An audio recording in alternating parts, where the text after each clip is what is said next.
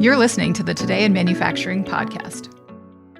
Hello, and welcome to a new episode of the Today in Manufacturing podcast. I'm David Manti, and with me this week are Jeff Ranke and Anna Wells. We each have more than 15 years of experience covering the manufacturing industry. Every week, we take the 5 most popular stories on our websites and discuss the implications they have on the industry going forward. Before we get started, please make sure to like, share, and subscribe to the podcast. You could also help us out a lot by leaving the podcast a positive review on whatever platform you use. If you want to email the podcast, you can reach any of us at Jeff, David, or Anna at IEN.com with email the podcast in the subject line. Please subscribe to us on YouTube at IEN Magazine so you can join us live for the live chat, interact with us, kind of mix it up with us. Jeff, how you doing this week? Good. I was worried with that first intro that either I had way too much caffeine or you didn't have enough.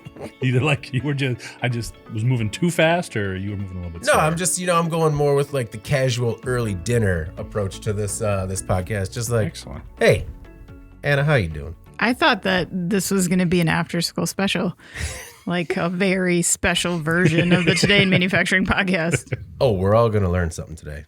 We're all going to learn something today. But before we do, we have a word from our sponsor.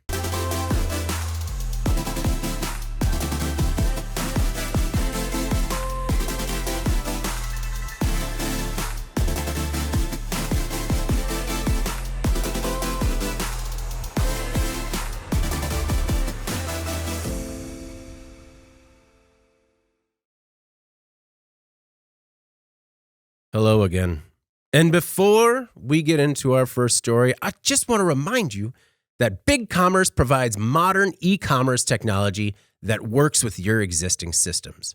ERP, OMS, CRM, no problem.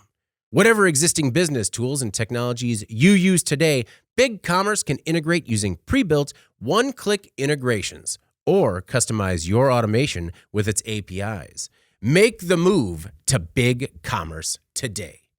And now, our first story of the week. 93 mill workers hit with rare fungal infections. A fungal outbreak is spreading at a paper mill in Escanaba, Michigan. The investigation started a month ago after, quote, atypical pneumonia cases started turning heads. After 15 workers at the Escanaba Billerud paper mill initially fell ill, some were hospitalized and treated for bacterial pneumonia. The problem was, they weren't getting better.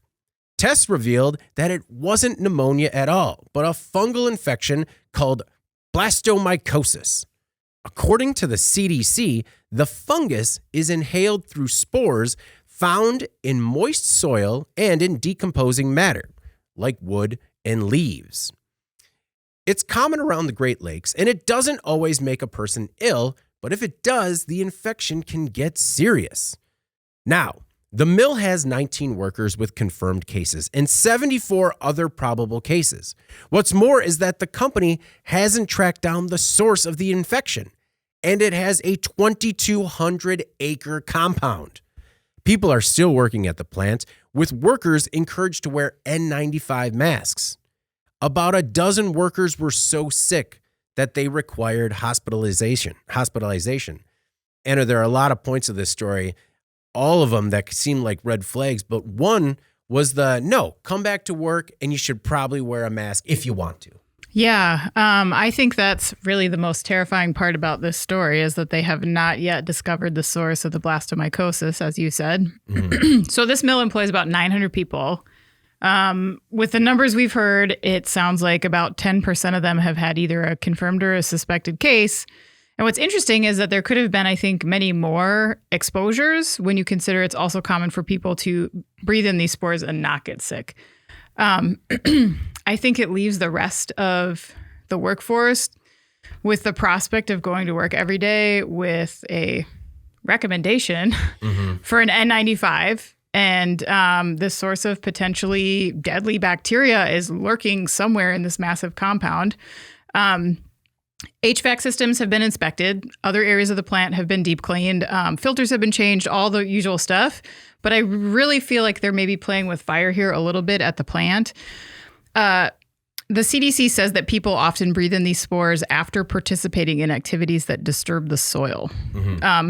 Obviously many paper companies operate with what are referred to as managed forests. So they have like a lot of outdoor areas probably at this compound where they have trees. I think it's likely that these spores are maybe present in some of this wood that's being processed. But again, they have not been able to pinpoint where that's exactly coming from.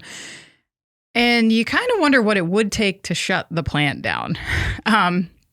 Because if there were some other disease-causing entity or scenario and they couldn't pinpoint it, yet they were sending people to work every day, I don't know. Like N95s, I know, are known to be effective. They're recommended for this, even by the CDC, but we know that they have to be used perfectly, right? Right.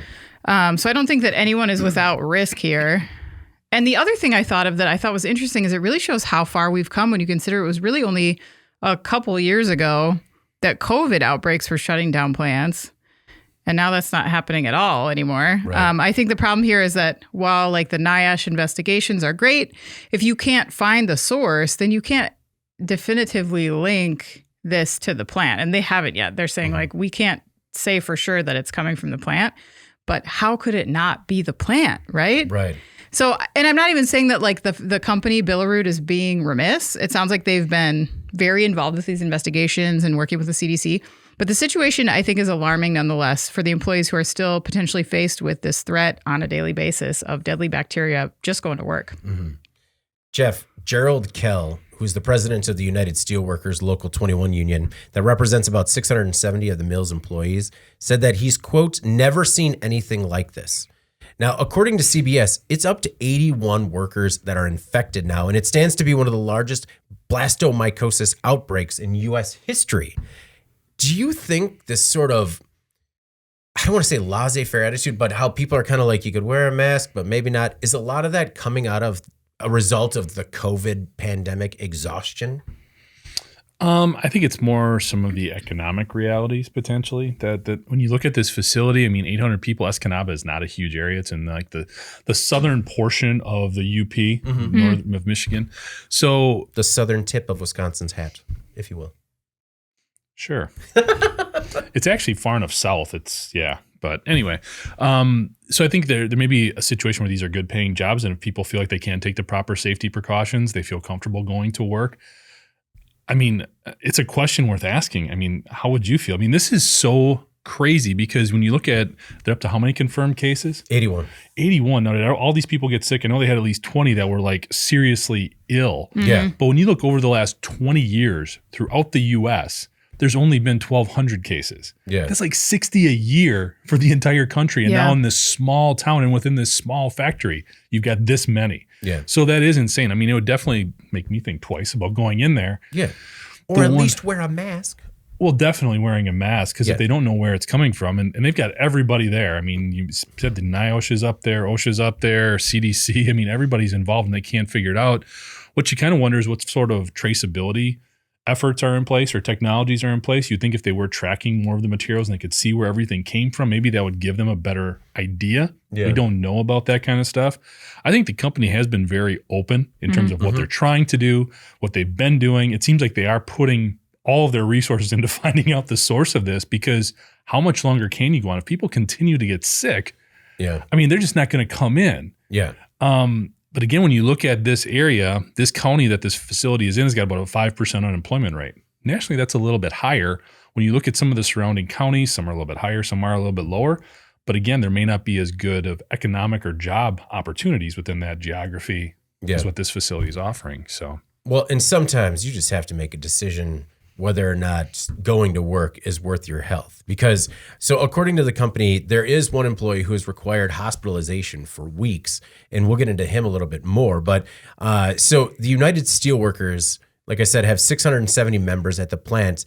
Neither the USW or the other unions at the plant, the Teamsters or the International Brotherhood of Electric Workers, have demanded that the mill be closed and that their members be fully compensated until the factory is made safe.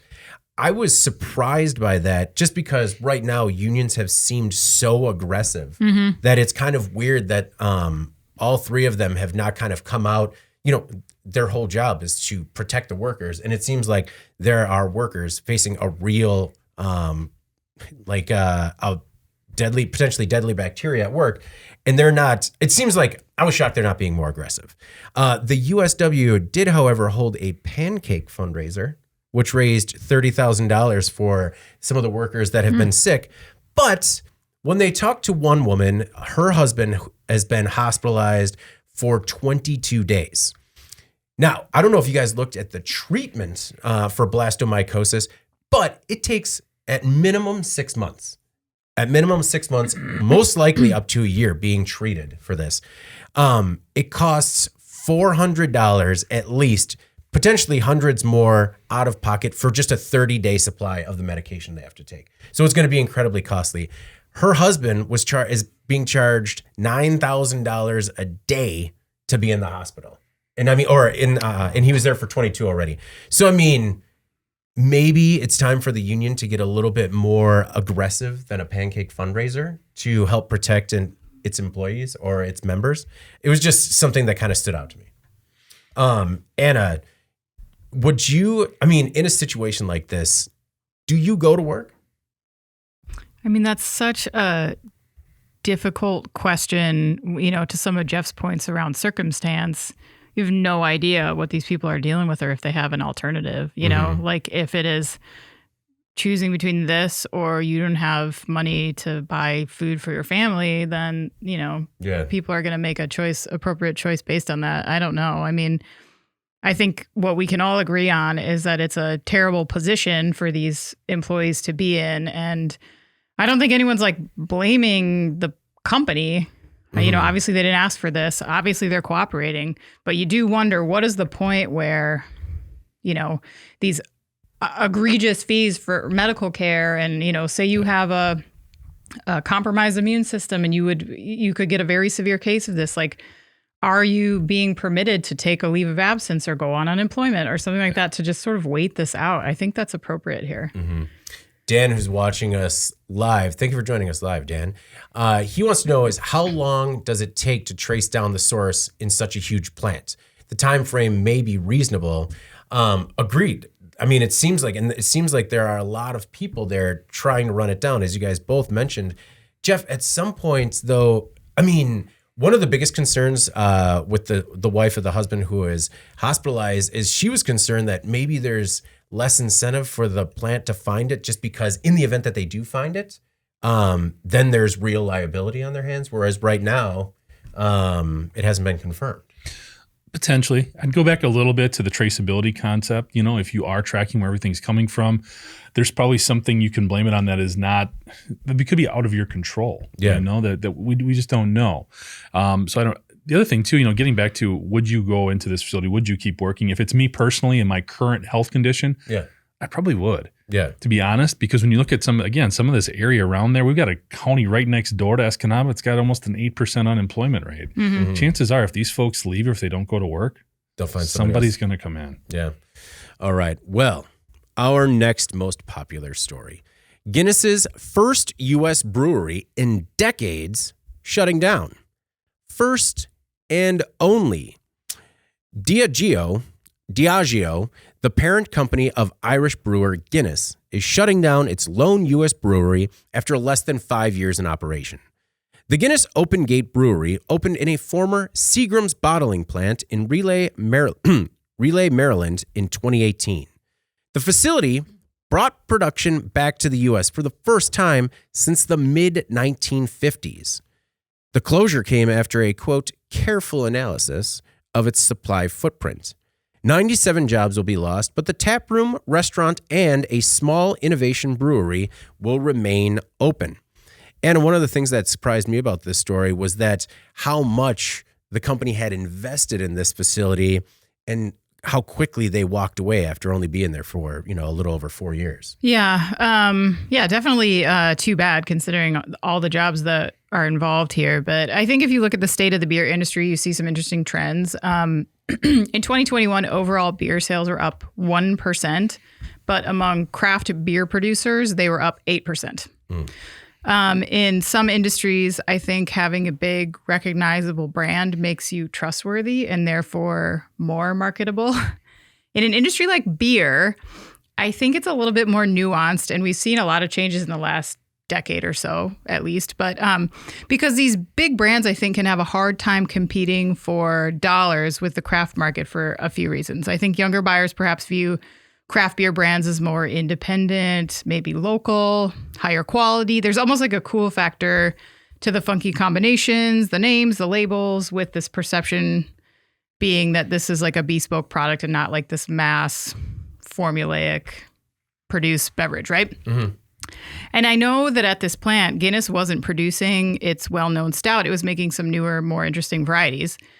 But I don't think being attached to the Guinness name or the Diageo Corporation really does this beer any favors. You'll note that when big companies buy craft beer brands, they don't really go out of their way to like market that when they bring those beers to market. And I also think that it's fair to mention that the craft beer industry has itself suffered from oversaturation. Right. And in 2018, when this plant opened, maybe they saw an opportunity that quickly got snuffed out because that market is so crowded. And when you're a big beer company trying to look small and innovative, I think you're in a pretty big pool in terms of the competitive landscape. And this is Wisconsin, right? So we know that craft beer enthusiasts are educated sometimes to the point of arrogance. Insufferable. And But okay, you understand what I mean when I say like they like to be gatekeepers almost in terms of who is doing it right and who isn't, who is legit, who isn't, who is to be respected, right? And I don't think they take kindly to big pockets trying to wade into the market. And you've heard a lot of blowback about craft brewers selling out to big beer and creating this subsequent, I would say, like murkiness around those definitions.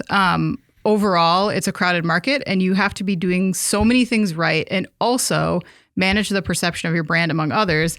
I think it can be a downfall to some of these bigger companies trying to like get creative. You know, I know like Diageo is blaming supply, but obviously sales and performance impact who gets axed due to supply problems, right? I mean, so to me, it's like whatever they're doing there, like people just don't want it. Well, and there's, it's almost like once a craft brewer sells out to big beer, there's like a social campaign to smoke them out. So that way everyone knows, you know, and same thing when big beer tries to play in that craft brewery, sort of those connoisseurs want to make sure everybody knows like, whoa, that's Guinness. That's Guinness. Yep.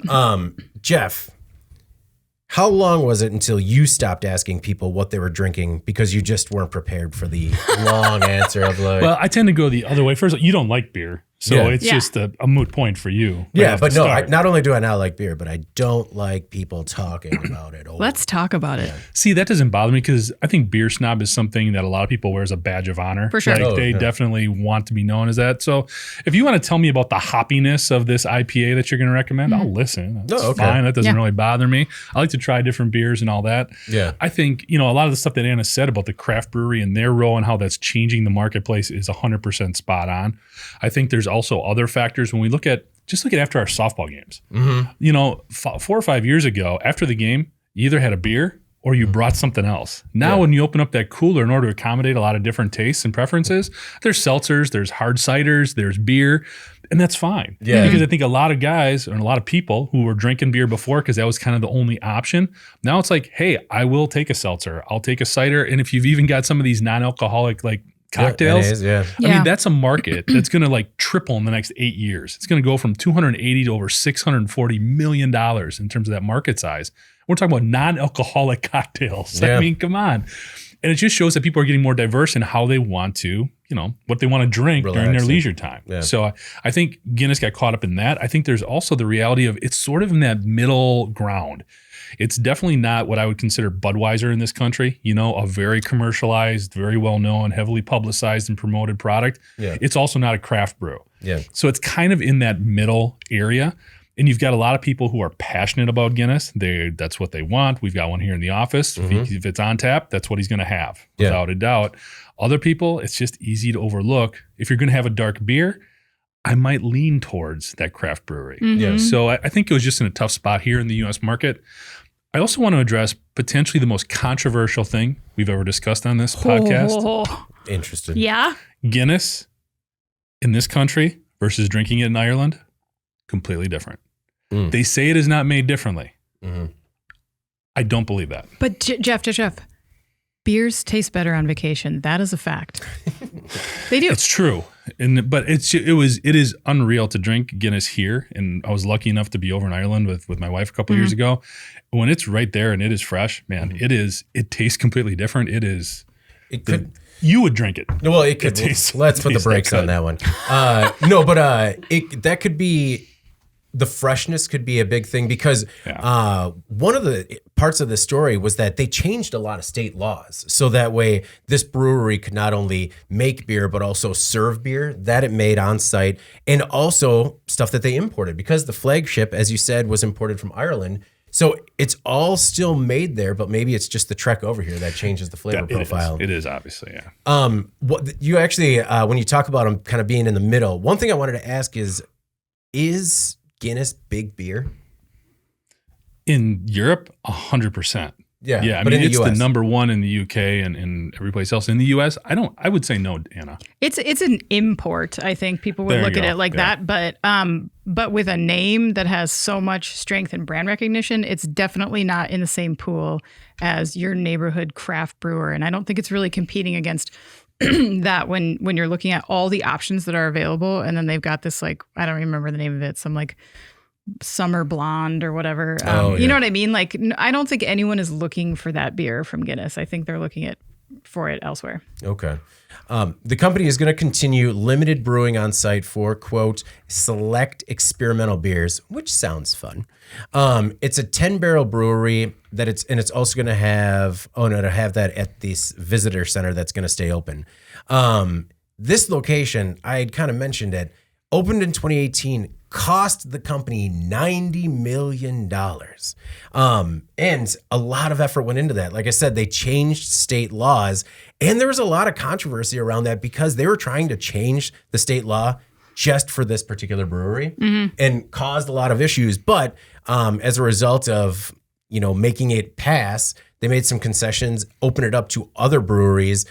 So at least, while this location is going to essentially fail and there are going to be other jobs, it was kind of a boon for other breweries after all this fighting over it and politicking. Jesse, who's watching us live, thanks for joining us, Jesse. She says, she can't wait to try it in Ireland in August. Yeah. So you will love it. It is smooth and wonderful. She's either going to be able to confirm or dispute. I have no doubt. Yeah, where she'll come down on that. Yeah. Most controversial thing we've ever discussed on this podcast. Yeah. All right. Maybe until overreach. Now. Yeah. Until this story about family gets prison in $1 billion fake biodiesel scheme. This one is on Onion. Last week, 5 people were sentenced for their roles in a $1 billion biofuel tax conspiracy that was truly a family affair. From 2010 to 2018, 56-year-old Lev Derman conspired with brothers Jacob and Isaiah Kingston, their nearly 70-year-old mother, Rachel, and Jacob's wife, Sally. The Confederates worked together to claim more than $1 billion in fraudulent, refundable, renewable fuel tax credits. Jacob and Isaiah owned Washakie Renewable Energy, a biodiesel company in Utah that received more than $511 million in credits paid out by the IRS. For more than 8 years, the co-conspirators pulled multiple schemes to evade the law.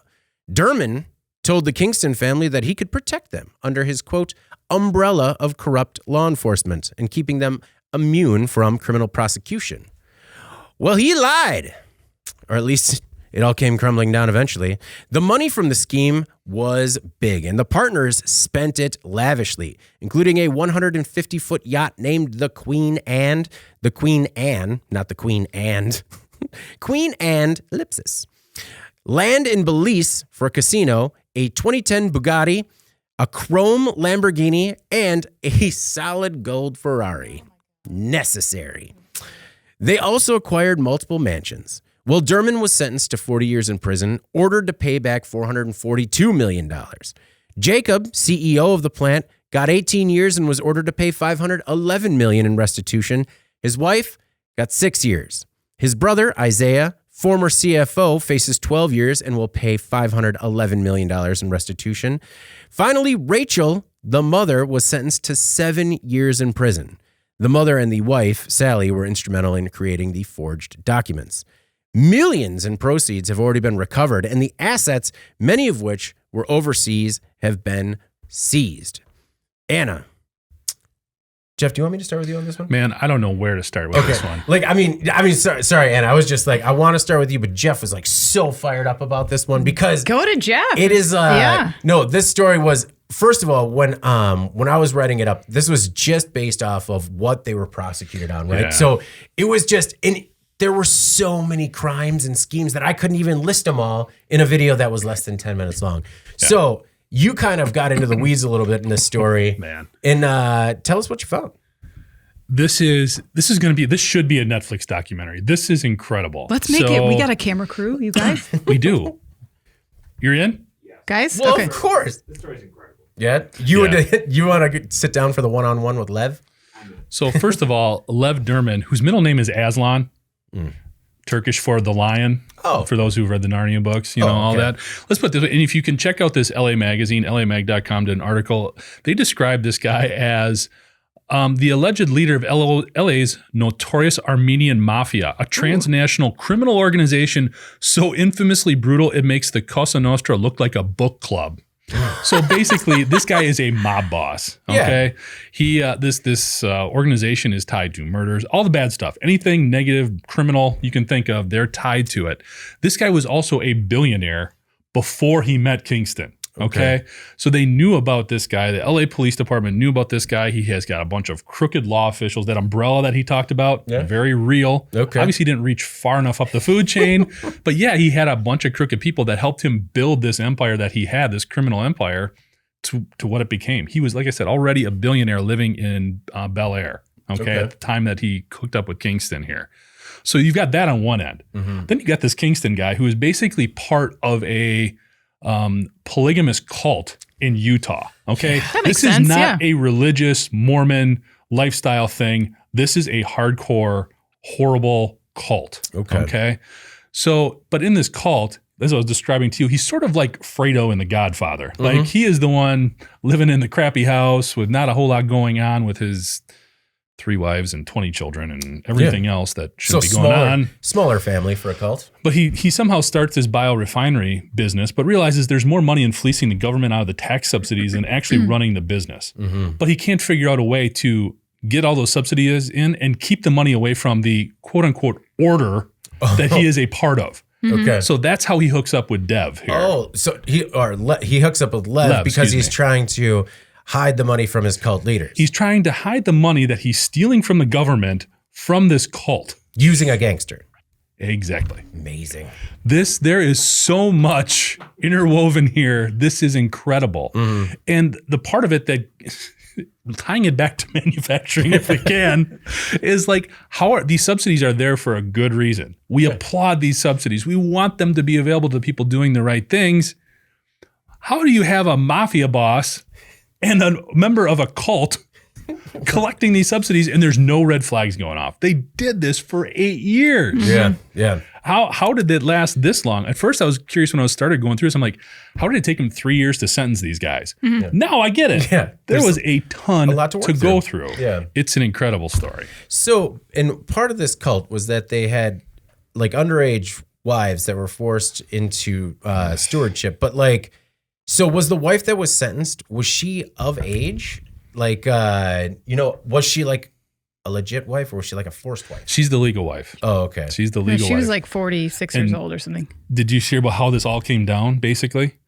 Essentially, it was one of the women within this order who, again, as the LA magazine describes as, hey, can you imagine somebody, providing an anonymous tip to bring somebody down within an order where a 15-year-old girl is forced to marry their uncle? Mm-hmm. And that's basically how they found out about this. Yeah. Is there was an anonymous phone call from somebody within this polygamist commune, cult, whatever, that tipped off law enforcement. Well, in the amount of schemes that they did just to kind of keep the money moving and kind of trying to keep the government off of their plots, off their case. They bought biofuel from different companies across the state or across the nation and across the world, imported it as feedstock, claimed it was biofuel produced at their plant so they could claim the subsidies. And I was surprised at the scale of this and how it didn't fall. Seriously, it all fell down because of an anonymous tip. Not because anything else in the process fell down. I mean, really, when it comes to a criminal organization, this one was quite organized. Well, it was like the ghost cattle, right? It was like using the same product in whatever, repeat ways. So it looked like they had more of it. Right. Yeah. I know. And it was like ghost biofuel. Ghost biofuel, a term that is used regularly. Yeah, I know. It's like you talked about how the whole thing was blown up, but in the meantime, you have all these adults orchestrating this stupid scheme, and you have to wonder why nobody was the voice of reason at any point to be like, hey, this might not be worth it. Yeah, like the mom. Hey, boys, what are we doing now? They're all horrible people. Well, I guess. I mean, I just even if you're horrible, nothing in your brain is like the consequences of this. Yeah, like horrible people still don't want to go to jail. Would ruin our lives. Yeah. Or once it gets to, I don't know, 800 million and you have too much, you can't even launder. You're running out of ways to launder all of this illegal money.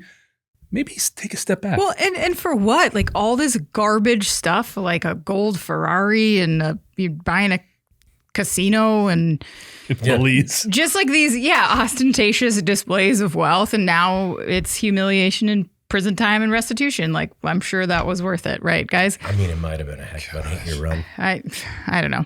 I mean, it's reassuring to me when schemes like this get uncovered because we all know that this stuff is going on. And I think the general perception is that like tax fraud is happening with impunity and there's nothing being done about any of it. So when cases like these break, it's a good deterrent, in my opinion. And I feel bad saying it, but like, what's a better cautionary tale than a grandma being sent to prison? Like, you do not want that, right? Mm-hmm. But what's going on in our government? Okay. And I know I'm this guy who's always bashing government. I get that. But we saw this with the COVID payouts. And now we're seeing it here again. And again, these were two people that should have been on the radar. No, I agree. I agree. What's going on? And I think like, so you look at some of the changes that they try to make to the IRS in 2021 to make it a little bit more robust. I just saw there's another bipartisan action kind of moving around right now at the federal level that's trying to push some more support for the whistleblower program that's in place to try to make it easier for whistleblowers to draw attention to fraud that's taking place and protect them, and also expedite those cases to make sure that the tax dodgers kind of get through the system quite a bit faster. So I think, people are looking at it. But I agree with you. I mean, if this started in 2010, it's hard to look at it in 2023 now and just see, like all the time and money and like so much money that went overseas and this was taxpayer money. Like that's really hard to swallow. So I totally agree with you. It's like really hard to justify like why did it take so long and why you have to rely on a tip from like a child basically to break the case open. Well, and it's frustrating because it's just like the safety stories we do. We want these subsidies in place. We want the government to help out these smart businesses that we know are important to grow for the betterment of, in this case, kind of like our society, if you will. Yeah. And it has a lot of positive benefits, but then it's very easy. I mean, we had some people on the site being super critical of, well, this is why we shouldn't have government subsidies. Yeah. No, there's a middle ground here. We just need to have better overwatch in place. Yeah, better oversight just because these subsidies are in place to help so many other biofuel manufacturers survive and get a functional business. Whereas, how long did that ghost cattle scheme go on? Like a long time. Yeah. I mean, if you have it down and it's very convincing, all the paper, I mean, they obviously put a lot of time and effort into creating the forged documents. Like everything looks legit. And now you got to learn from things like this to try and figure out, okay, where did we go wrong? Rather than, just saying like it'll never happen again. According to the live chat, Jordan is quite angry. Jack and Jesse just can't stop making beer puns. Thank you, Jack and Jesse. And Jack and Jordan are discussing the afterlife of fuel. Oh, well, that's good. Luckily, Jack and Jordan, there was no fuel.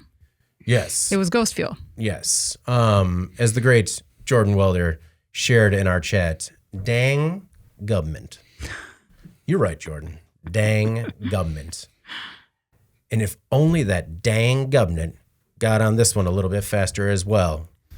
Manufacturer ensnared in jig grinder smuggling scheme. Another scheme. Back-to-back schemes. We have back-to-back schemes on this episode of the Today in Manufacturing podcast.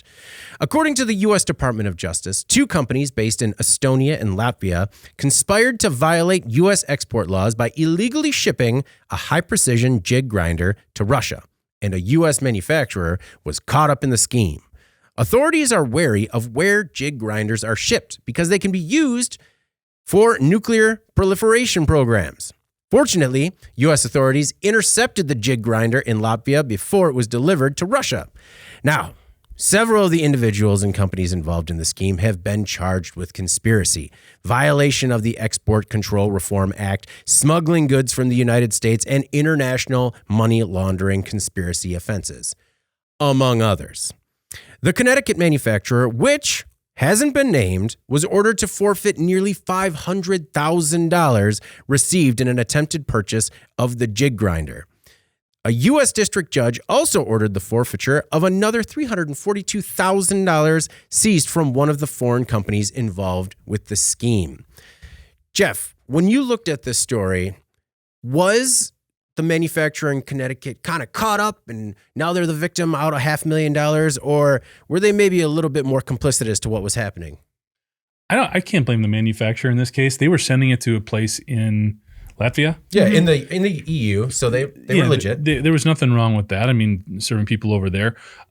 So no, I don't blame the manufacturer at all, and I think they've got to pay back the money that they got for the machine or whatever. Mm-hmm. But I think that's pretty fair. I don't think they deserve any additional retribution unless the case reveals something that they knew what was going on and they were part of the scheme. But that hasn't been part of the indictments that were filed or the affidavits that were filed or anything like that. Mm-hmm. The guys that they're going after, if it all comes to fruition, they could see up to 50 years in jail. Ooh. Now, there's a lot that needs to happen there in terms of extradition and getting them to the U.S. and all of that. Mm-hmm. But that's initially what's going on here. And it's refreshing to see because when you look at this Export Control Reform Act, mm-hmm. to the letter, this is exactly what it's supposed to do. It is looking at specific products going to specific countries that could be used for bad things. Yeah. Okay. Now, could this piece of equipment be used to create medical equipment? Absolutely. Mm-hmm. The chances of that happening going to Russia right now, probably not great. Yeah. Okay. So you have to applaud the fact that it was done. This was like a 3-year operation, apparently, that they were staking these guys out to make sure that these things, this type of stuff does not happen. So they were ready to pounce on it. Mm-hmm. The Latvian government was involved, so they were also supporting this. So it is good to see all that. The one question I have, and I knew very little about jig grinders, to be honest, before this story. It kind of looks like a lathe from like high school. I mean, obviously it's more to it than that, but why did they source this from a U.S. manufacturer? I mean, there are specific guidelines in place where we can't send U.S. stuff to Russia, can't send it to China. Mm-hmm. They make this stuff other places. I'm just curious why they decided to source from a U.S. manufacturer. I'm sure there was a quality dynamic involved. But again, there are Chinese companies that make this type of equipment. Yeah. Maybe not as well, but there were options. So it's kind of interesting that even despite the potential ramifications and law enforcement and everybody else getting involved, they still decided to go with this U.S. manufacturer, which, I mean, in a weird way, is almost a feather in their hat. Like, that's how good their equipment must be. Mm-hmm. Right? I mean, our equipment is so good. We're going to risk going to jail. Yeah. Well, that's the only reason that I sort of thought maybe the manufacturer was a little bit more complicit in this, just because of the availability from other international manufacturers. But who knows? Anna, when you were looking at this jig grinder scheme, what was it to you that sort of were some of the red flags along the way? Well, I don't know if it was very interesting how many different agencies were involved in kind of making this like blow up. As Jeff said, it was like a pretty prolonged investigation, but key to it was a task force that was just developed last year. In March of 2022, it's called Klepto Capture. Mm-hmm. That's awesome. I know, isn't that like the coolest name? Great name. Klepto Capture. I wonder what they do. You're about to find out. They were. It was announced by Merrick Garland like last year, right after the Russian invasion of Ukraine. He said the group was designed with the intent to enforce the sanctions on Russia that were rolled out following the start of that conflict. These hope to isolate Russia from global markets, impose serious cost for the war, right? I don't want to point out the obvious here, but sanctions are often effective in preventing a military action. And I think that's why it's such a big deal, because anything that's being done to compromise or counteract like this has an impact on the effectiveness of these strategies, not just for the U.S., but from all those other countries that are involved in the response to this as well. Nobody wants to go to war, right? So so with that being said, I just think it's a very serious offense. And the fact that they're accusing these named companies of conspiracy suggests to me that they do have a lot of evidence. This was not an honest mistake. Was not a paperwork error. We don't, obviously these are all allegations. They have not yet been prosecuted. So we'll see what happens next. And I hope during that, maybe we will learn a little bit about this Connecticut company. Yeah. Because in reading the documents that were issued by the DOJ on this, they don't name the company. They don't actually say, as Jeff said, that they were knowingly involved. So we don't really know if they were just like an innocent, they just think they're selling this machine to Latvia, or if, like you said, maybe they knew a little bit more than they're saying. If they were an innocent party here, they did have to give back about $500,000. Yeah. Do they get their machine back? I don't know. Like, how do you guys feel about that? Jeff thought it was appropriate. I don't know how I feel about that. Do you think that that's fair? Well, I mean, no, I don't. I mean, if it comes out that the manufacturer is the innocent victim, either they should have the restitution that they had to pay back, or at least get the machine back. Just because, I'd agree with that. If it turns out that they're the innocent victim, but I mean, I guess there still has to be fines against ignorance. Well, right. I mean, sometimes that's not a defense, right? So, but I don't know with a supply chain, like how. Well, whose fault? That's not their fault, right? I think this does reinforce the need you need to know your customers. You need to know where stuff is going, especially in this day and age. And I think you made a great point too about all these sanctions and the impact that they're having. We want them to have a detrimental impact on Russia because we don't support what they're doing in Ukraine. And when you see what is going on right now in that neck of the woods, Russia is struggling. So even though at first I was kind of thinking it's one machine, what's the big deal? Well, if this machine can do the things that will help them prepare more accurate missiles or better guns, I mean, we don't want them to get it. So it makes a ton of sense. Or nuclear weapons. Yeah. One thing that stood out to me was that, so this scheme started in 2018, and at least one of the co-conspirators was Ukrainian. Could you imagine if you were a Ukrainian and you think you're just doing simple fraud, simple scheme, simple fraud or whatever, and then this machine is used against your people for, war crimes? I mean, that's the one thing that stood out to me. Like, oh my God, it would be hard to live with yourself. All right. Well, our next most popular story, most popular story. Is it another scheme? It's a scheme, but it's like a small time scheme. Okay. Yeah. A third scheme. Yeah. Not as great of a scheme. Yeah. It's a scheme episode. Actually, this one. Way to build it up. This one has the potential to kind of blow the Hyundai and Kia. It's going to blow the hood off our car. Right? Let's get into it then. Thieves going through headlights to steal cars. According to Ken Tyndall, the CTO of automotive cybersecurity company Canis Automotive Labs, thieves have found a keyless car theft method that attacks a vehicle's controller area network, or CAN bus. The thieves are physically accessing a car's CAN bus to introduce malicious faults. Once accomplished, they can mimic a car key and steal the vehicle. The thieves are reaching the data wires by going through a vehicle's headlight. For example, and very unfortunately, the Toyota RAV4 is vulnerable because, like many modern vehicles, it has an ECU, or an electronic control unit, that controls the lights. The owner of the RAV4, kind of very coincidentally, was Ian Tabor, a cybersecurity researcher who has worked with bug bounties and vehicle vulnerabilities. So if you were going to steal a car, this is just the worst guy's car to steal, but kind of better for everybody else in the world. After the car was stolen, Tabor browsed the internet and found websites that sell various products that can help bypass car security. The product that likely helped steal this RAV4 is just a portion of electronics found in a JBL Bluetooth speaker case. The issue is that large companies like Toyota find it hard to respond to security issues like this. I mean, Jeff, like I said, just look at Hyundai and Kia, who are just scrambling with theft issues. And I mean, they mentioned Toyota RAV4, but there are a lot of cars out there that might be vulnerable to this specific threat. Well, it's like you like to say, we can't have nice things. And that's sort of the deal here. I mean, the bad guys are getting smarter. We know that just in cybersecurity in general. And basically that's what your car is now. It's a computer on wheels. Yeah. So there's lots of different ways to hack in. A couple different things that hit me. Number one, we're already dealing with supply chain issues in the automotive sector, and it's driving up costs.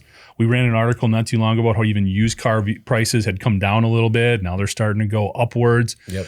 Even though the supply on dealership lots has gotten better, the prices haven't. Okay. So now if we've got to work with theft deterrence and things like that, or more cars being stolen, in addition to normal costs of buying a car, well, now what's that going to do to insurance? Okay. Are you going to have to invest in more software or hardware just to make your car safe to park on the street? Yeah. It's going to be an interesting dynamic there. The things that I've thought about, and they're talking about a zero trust dynamic with your key, basically, where you have to do some sort of other authentication. I mean, we talked about biometrics as security protocols. Yeah. You know, I mean, in order to get into your car, is it going to require your fingerprint or a retinal scan or something? I mean, is that the next step? True, but how do you lend somebody your car then, you know? You just don't do that anymore.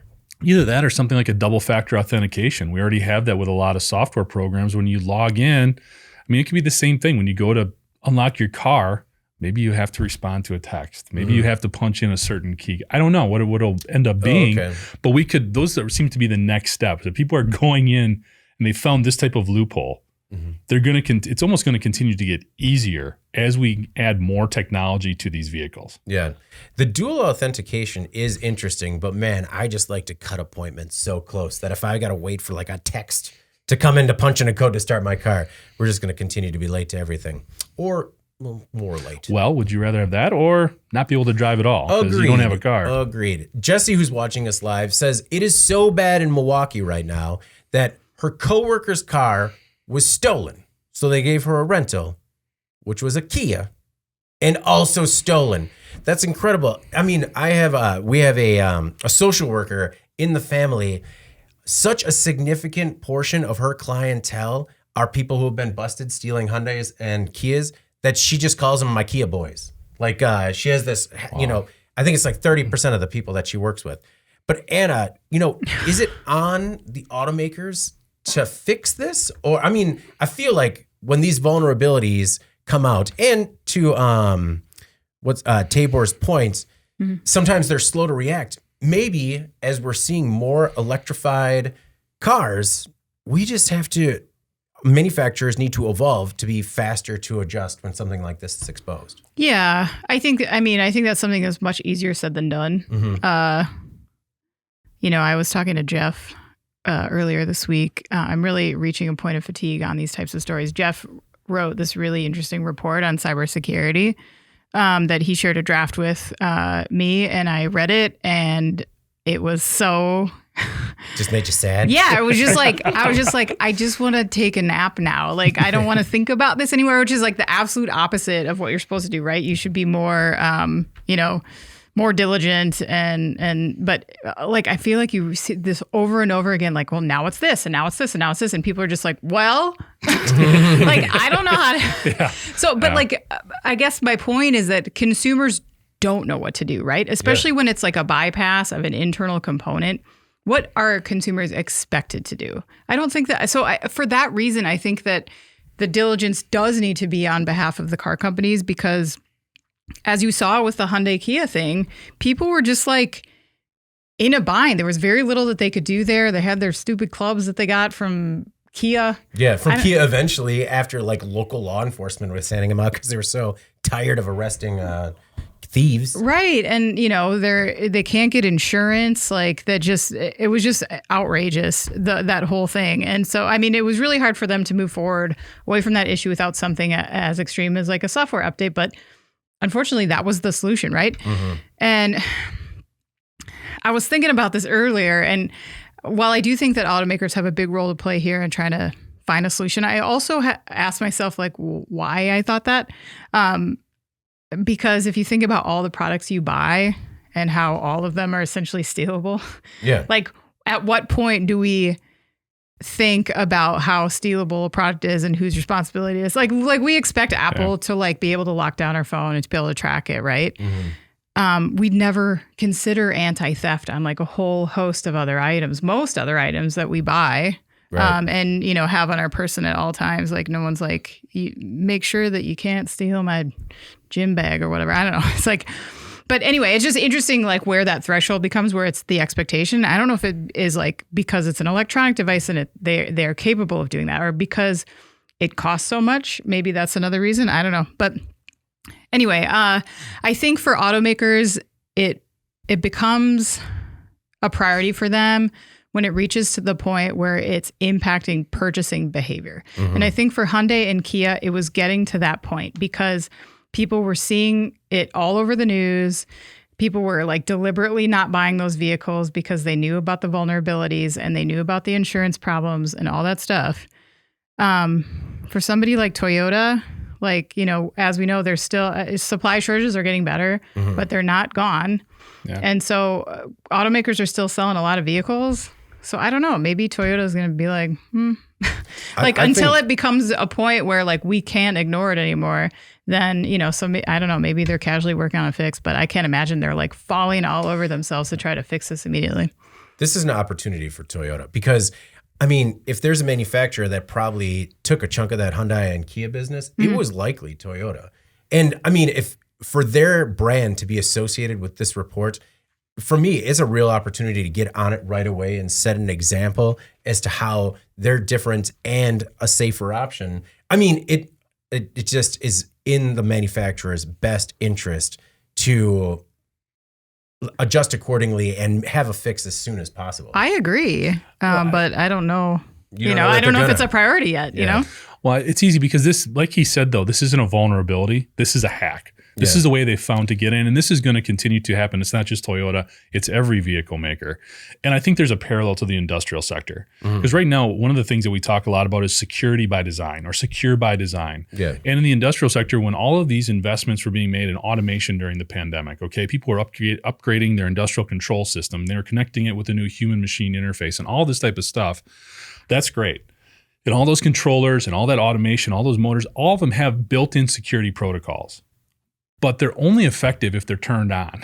Mm-hmm. So there's a parallel here where the manufacturer can do everything possible in terms of providing as secure an option as possible, but the end user still has to put those things in place and make them functional, as opposed to avoiding them for operational reasons, for efficiency reasons. I need to get this hooked up quick. I didn't have time to deal with all of that type of stuff.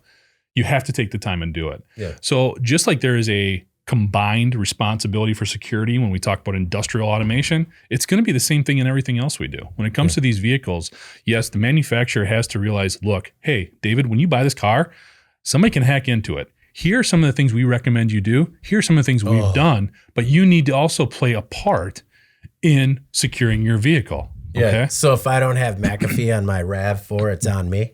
Yeah. Disgusting. See, but that's part of the issue, right? Yeah. Because you're counting on the manufacturer, and the manufacturer saying, "It's your car, man. It's not mine." Hold on. It's one thing if I buy that vehicle with that understanding of like we have a certain amount of protection, and this is the added protection that we recommend that you can purchase. That's different than if all of a sudden a vulnerability is found, but this isn't a manufacturing flaw, right? Yeah, it's a hack. Well, isn't that a flaw if it can be hacked?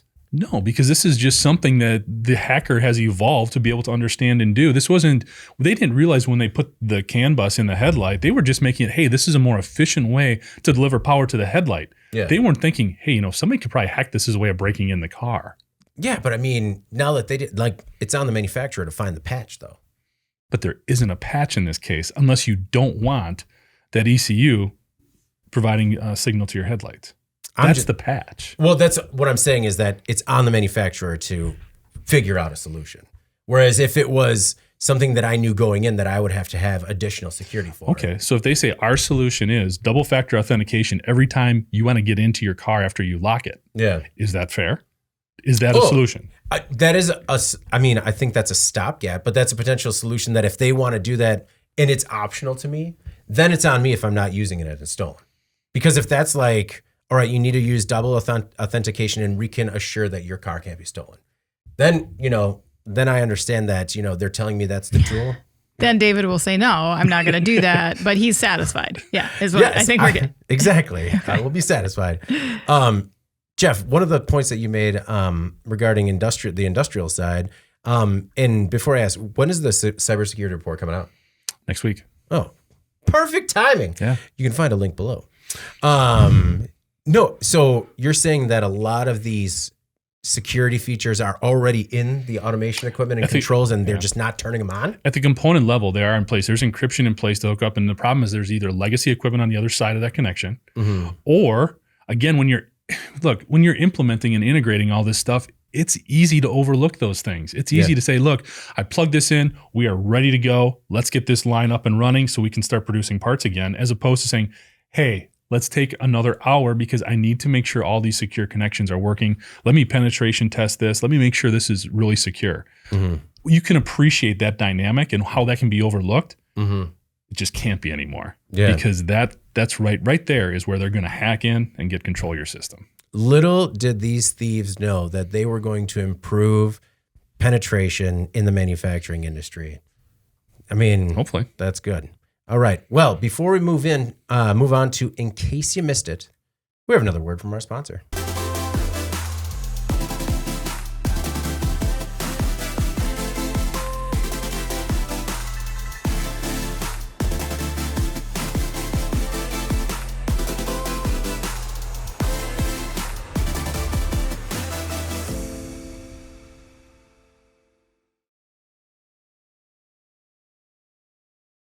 And we're back. And just a reminder that BigCommerce provides modern e-commerce technology that works with your existing systems. ERP, OMS, CRM, no problem. Whatever existing business tools and technologies you use today, BigCommerce can integrate using pre-built one-click integrations or customize your automation with its APIs. Make the move to BigCommerce today. And it's as long as these thieves helped improve penetration testing. Testing in manufacturing. That's a really important missed word there. Really important one. All right. My In Case You Missed It this week is about Tupperware and how Tupperware is in dire straits seeking financing just to stay afloat. Is this your second Tupperware story that you've chosen for In Case You Missed It?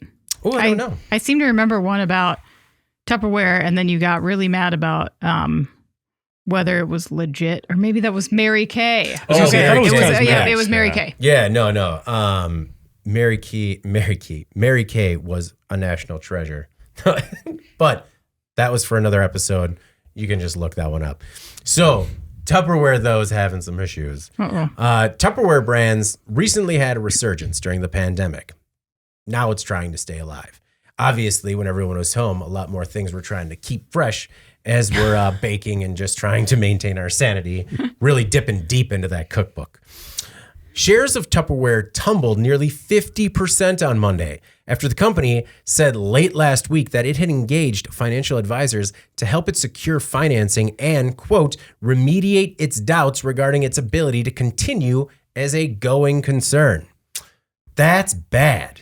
Sales have steadily fallen the past couple of years, tumbling from nearly $500 million in the fourth quarter of 2020, $500 million in the fourth quarter of 2020, to just over $300 million in the most recent fourth quarter.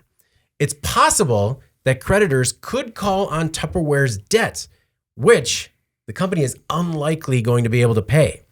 Tupperware said it's considering selling some real estate holdings and other non-core assets to free up cash.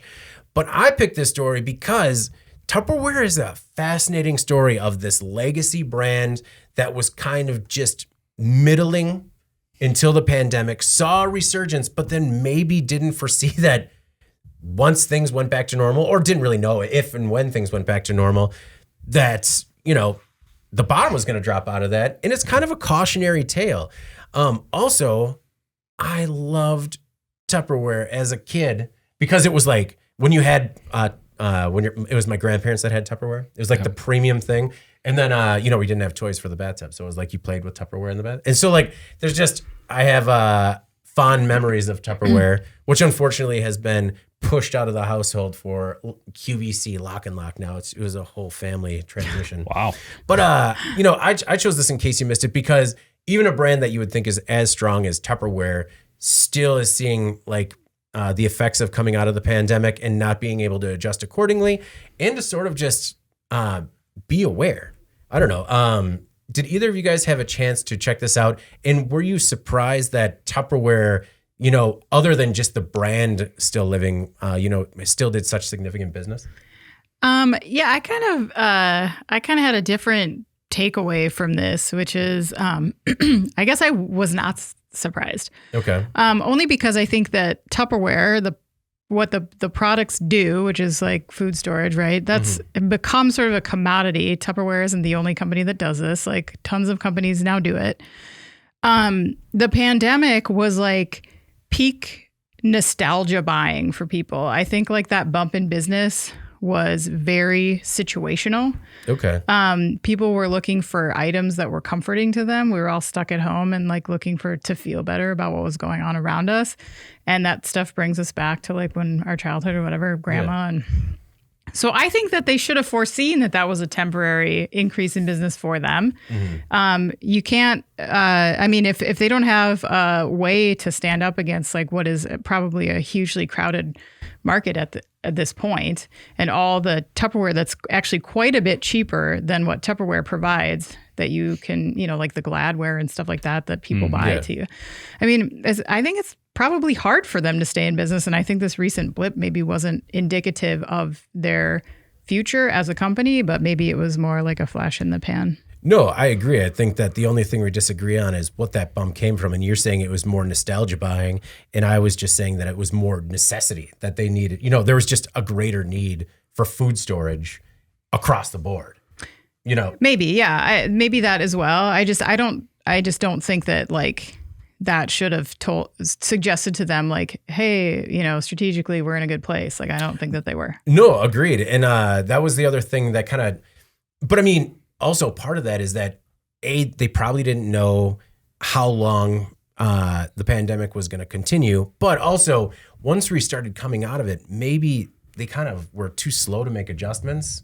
Once they realized we were kind of going back to the quote new normal, as much as we all hate that now. Yeah. Oh yeah. I mean, I like their stuff, but it's sort of a premium product. It's pretty expensive and it's really nice.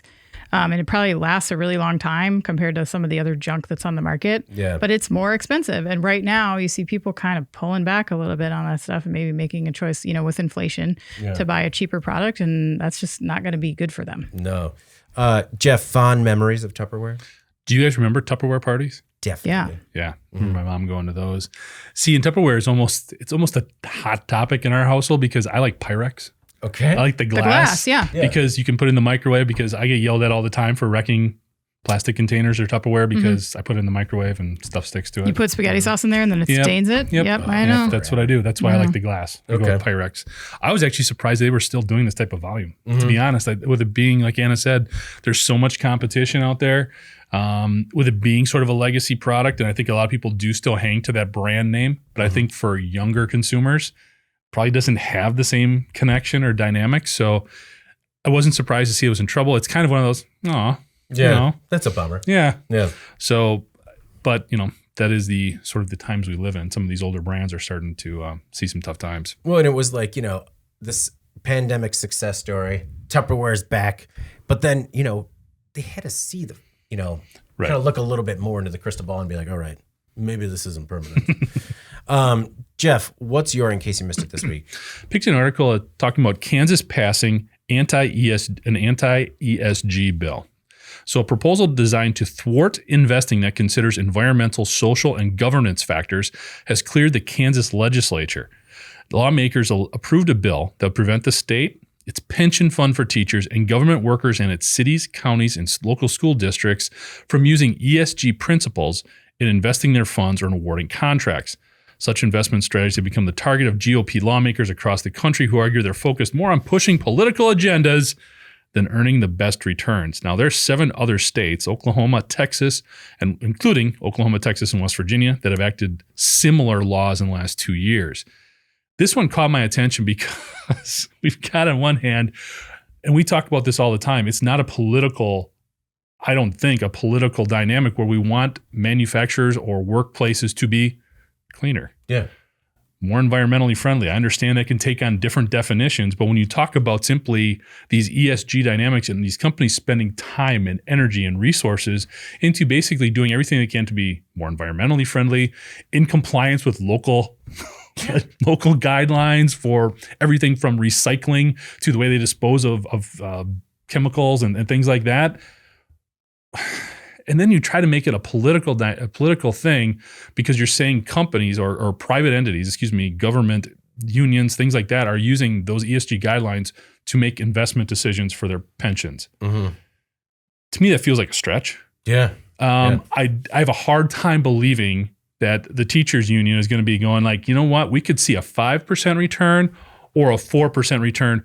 We're going to take 4 because, these guys are more environmentally friendly. No, nobody thinks that way. Yeah. They're making this a political issue when it's just not one. And it's frustrating to me because at the end of the day, we want companies to be more responsible and more accountable for what they're doing. Yeah. This isn't just an environmental thing. Okay. Mm-hmm. And that's where all they're coming from, because a lot of these states and a lot of these politicians are saying, well, ExxonMobil is going to have a lower ESG score than, I don't know, take anybody. Tesla, okay, potentially.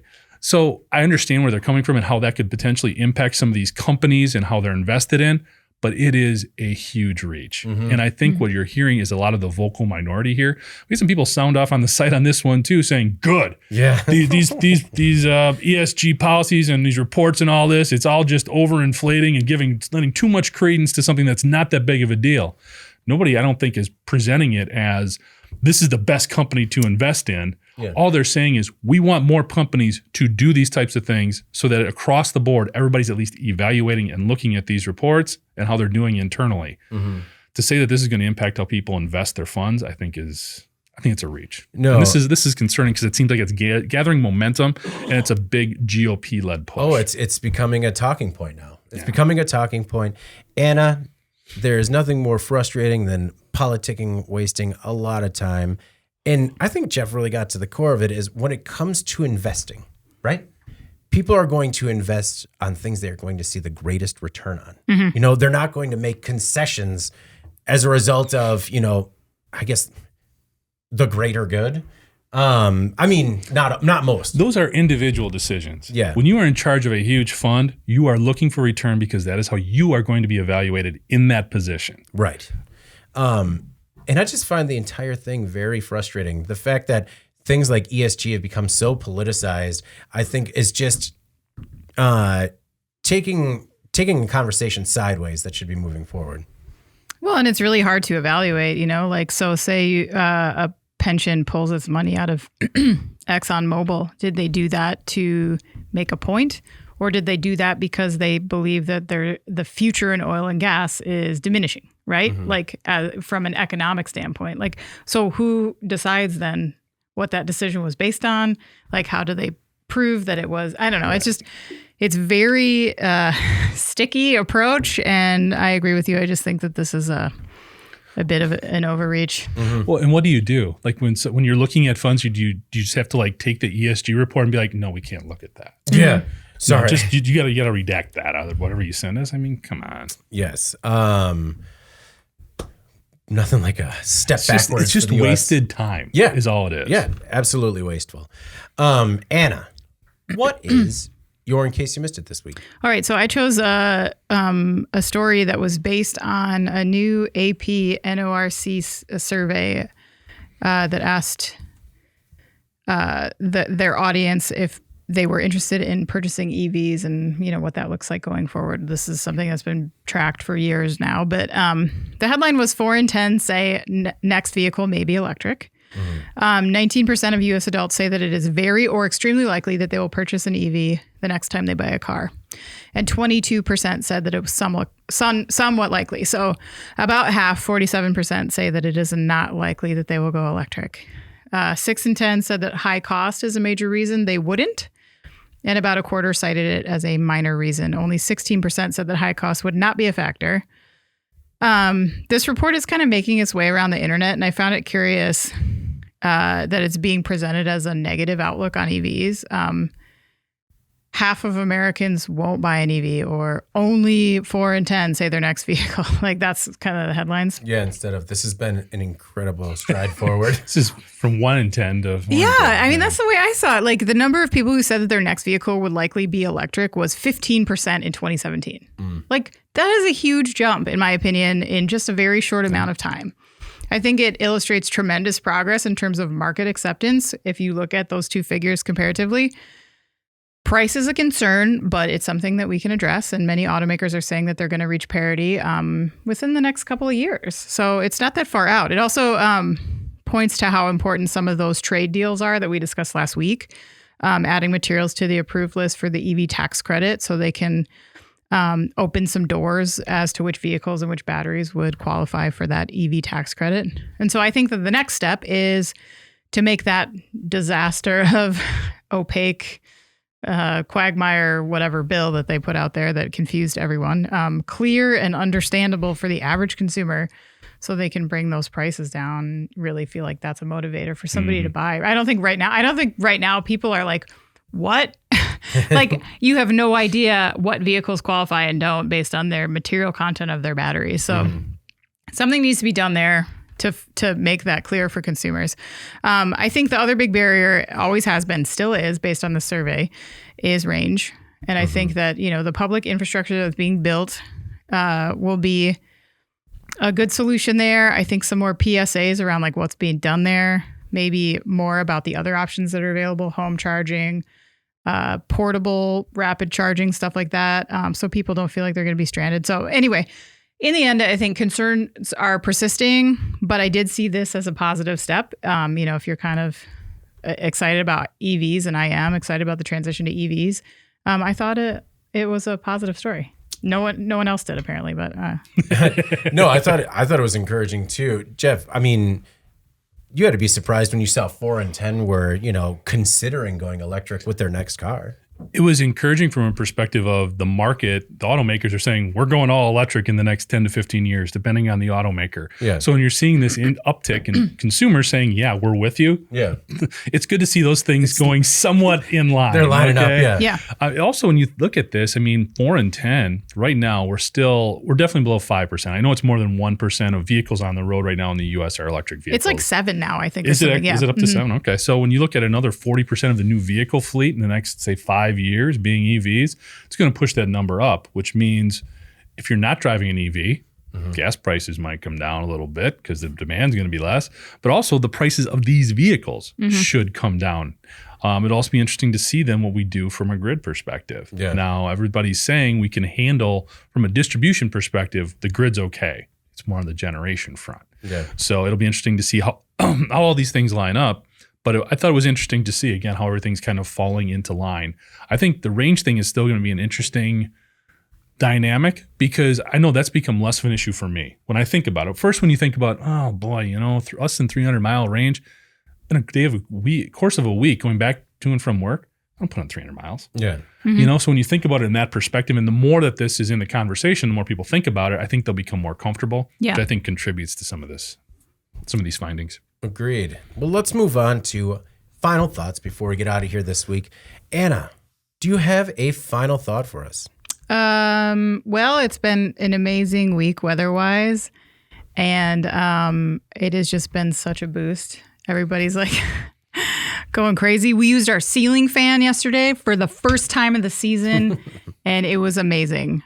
So I'm just, it's been a happy week. Everyone, came, like we had a really nice, like warm weather Easter, Lots of bubbles and chalk. It was perfect. So really feeling like we're maybe moving out of the winter stuff. I don't know if you guys think we'll get one more snowfall yet, or it's Wisconsin. So sometimes we get a surprise one like at the end. And I thought it was supposed to snow this weekend. Shut up, David. I'm just saying, like, it's rare that I know more about the weather than either of you two. Mine was actually weather related too, because last night, not only the ceiling fans, but it was the first time that of the year that we slept with the windows open. Oh, nice. And when you wake up that first time that the windows are open and it's still that kind of spring cool in the morning, it's the best. and it's just such a different experience. Yeah. Than, waking up to the stodgy, 6 months of stale air. It was just refreshing, smelt a little better. And, David lives in a maximum security prison. Yeah. Well, I mean, I live a door away from a diaper genie, so it's okay if we can open a window every once in a while, That's something you don't want to contain. We recently, the lid on the thing, I mean, it's been through 2 kids so far, so the fact that it stood up this long, but the lid just went, one of the hinges, and so it's not like... It's lidless? It's not lidless, but, unless that thing's on there perfectly, sometimes the seal, it gets out. So to have the windows open just made a better environment. And also, when you talk about the attitude change, like there's a little bit of squirreliness in the office where everyone's just like, it is summer, let's get outside and have a good time. Why is the grill not going? Let's play catch. I love this time of the year where you can kind of see spring and summer, around the corner. And it's just, get out and enjoy it. A lot of us are too busy and, keeping our heads down and moving forward, but it's good to just kind of take a minute and enjoy it. Jeff, what's your final thought this week? Well, I'm glad you guys had a good Easter because mine was ruined. Oh, what happened? I could not find Jolly Rancher jelly beans. Oh, really? Actually, jelly beans were hard to find this year. They were. Wasn't ruined, but I was really bummed. I went to 4 or 5 stores. I could not find Jolly Rancher jelly beans. So I'm got to get ahead of that next time. Like when Easter is the first weekend of the month, it's sneaks up on me. I totally didn't see it coming. You used to bring those into the office. I know. Now you didn't do it anymore. That manufactured red or blue raspberry flavor, those are the best. Jeff, I don't think there's a blue raspberry in nature. No. No. I couldn't find Starburst jelly beans either, and those are my favorite. Those are all over. No, but I mean, all the weird offshoot ones were everywhere, like the berries ones and like the red only. I don't want that. Okay. I want the regular set. And then, so I got Skittles jelly beans instead, and Skittles jelly beans are just Skittles. That's all they are. Who are you fooling with a slightly less hard candy shell? That's all it was. Yeah. No, that was the one thing that I struggled to find. I actually had to ask the worker at the store if they'd seen any, and there were just a few of the tiny Jelly Belly pouches, and I was able to get traditional, so we kind of lucked up. But we have kids small enough where if you buy the big bag of jelly beans, it's just you have them until October. Yeah, exactly. Who eats the black ones?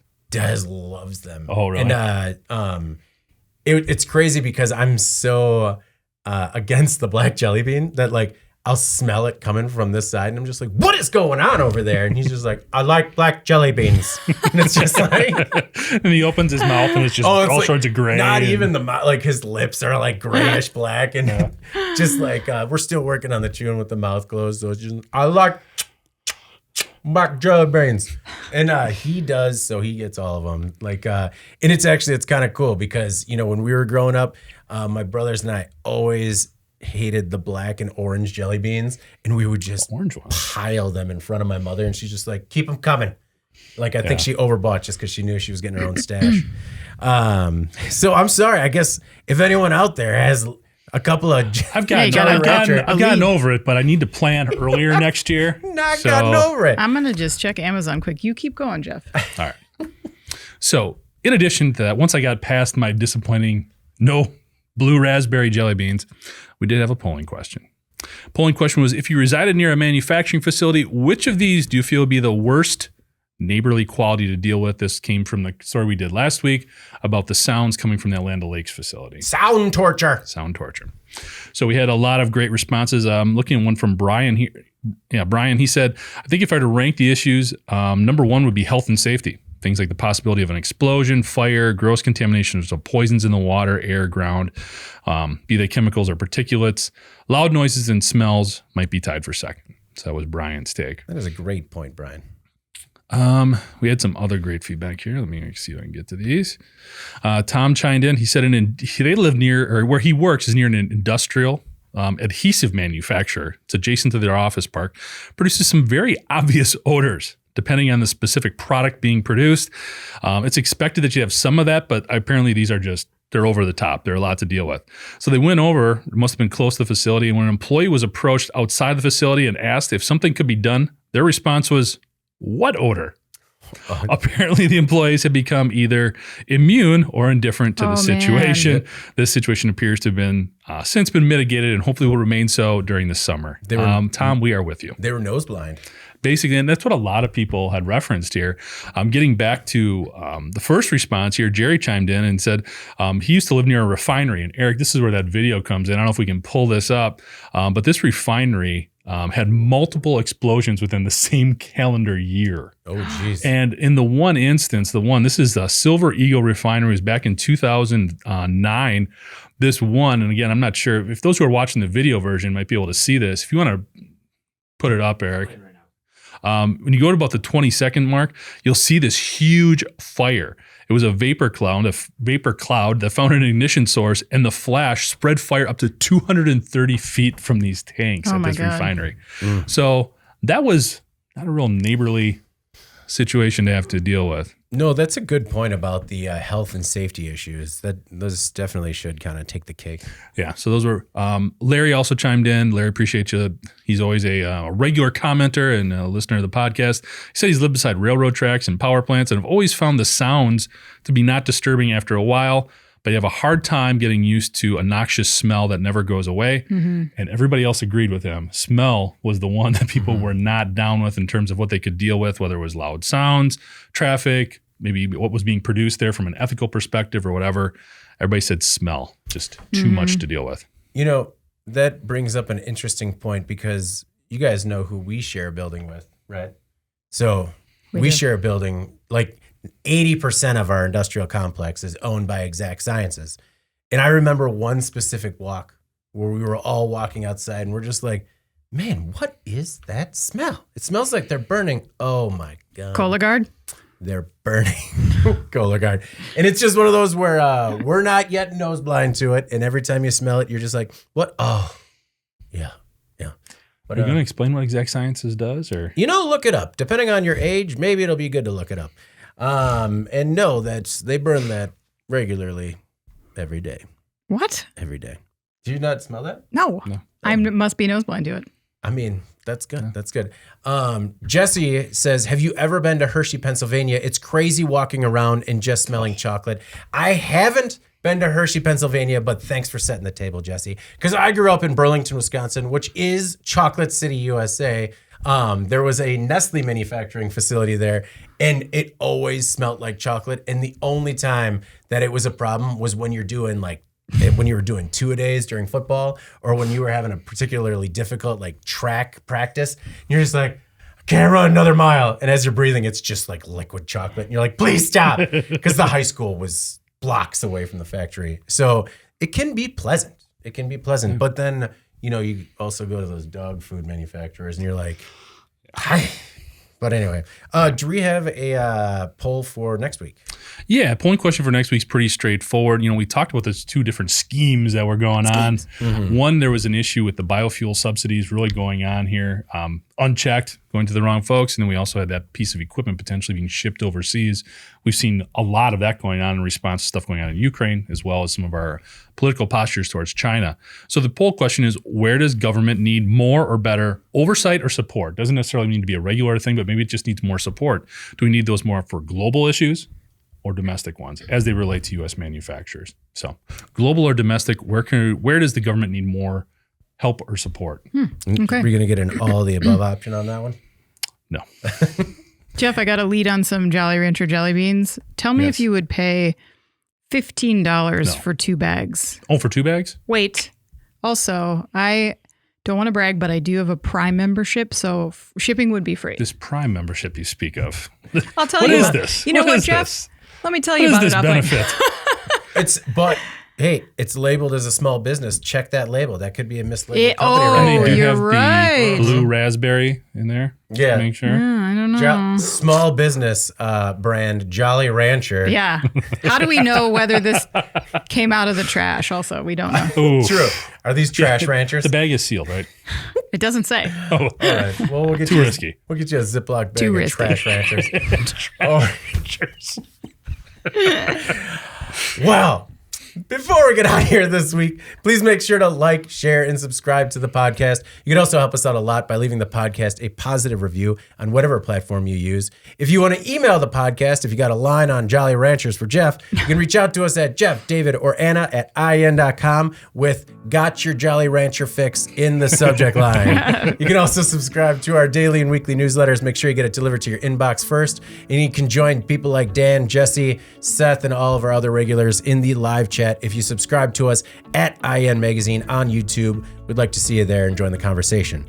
All right, for Jeff Ranke and Anna Wells, I'm David Manti. This is the Today in Manufacturing podcast, and we will see you next week. Thank you for listening to the Today in Manufacturing podcast.